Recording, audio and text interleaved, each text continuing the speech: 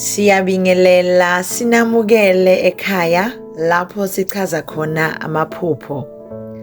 Namuhla ke sizobheka izincazelo ngokuphupha uthola noma ucosha imali.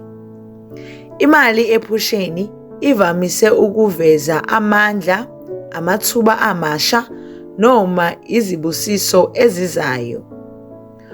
Uma uphupha uthola imali esandleni sakho noma unikezwa esandleni, lokhu kungasho ukuthi kukhona umuntu ozokusekela noma uzothola usizo olukhulu maduze. Uma ucosha imali phansi, lokhu kungasho amathuba ongawathola empilweni yakho, njengezinto ezincane ezingabonakala zingabalulekile kodwa zingakusiza kakhulu.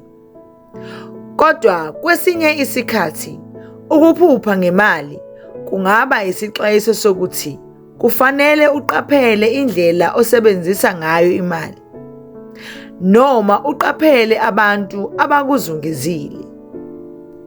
Uma uphupha uthola imali eningi, kungaba uphawu lokuthi sekuyisikhathi sezinto ezinkulu okanye amathuba amasha.